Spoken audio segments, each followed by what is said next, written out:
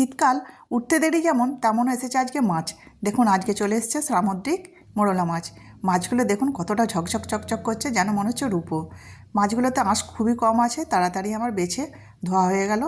এবার লবণ হলুদ মাখিয়ে কিছুক্ষণ জল ঝরাতে রেখে দেবো। ততক্ষণে মাছের মশলাগুলো রেডি করে নিই। মাছের মশলা সব রেডি হয়ে গেছে, খালি সর্ষেটা পরে বেটে নেব। কড়াইতে এবার সর্ষের তেলটা যেই দিলাম দেখলাম গ্যাসটা নিভে গেল। কি হলো নাকি আমার গ্যাসটা শেষ হয়ে গেছে। নতুন সিলিন্ডারটা লাগিয়ে নিলাম। অনেকটা দেরি হয়ে গেল। আলুগুলো লাল লাল করে ভেজে নিলাম মোরলা মাছগুলো। এইভাবেই ভাজবো, খুব বেশি কড়া করে কিন্তু ভাজবো না। এবার দিয়ে দিলাম ফোড়ন, কালো জিরে শুকনো লঙ্কার ফোড়ন দিয়েছি একটা কেটে রাখা পেঁয়াজ, আর দিয়ে দেবো আদা রসুনের পেস্টটা দেবো, পরিমাণ মতো লবণ চিনিটাও দিয়ে দিলাম। আদা রসুনের পেস্টটা দিলাম, দিয়ে ভালো করে কষিয়ে নেব। আর দিয়ে দেবো একটা কেটে রাখা গোটা টমেটো।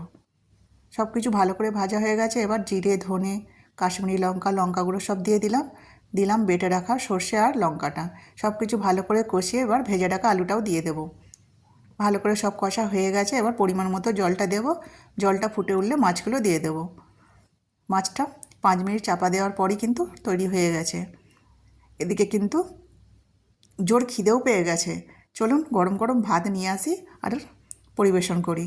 আজকে সঙ্গে রয়েছে কাঁচা লঙ্কা দিয়ে আলু মোলা, পাতি লেবু, ধনেপাতার চাটনি, পেঁয়াজ, মূলো কাটা, আর রয়েছে এই মোরলা মাছের ঝাল।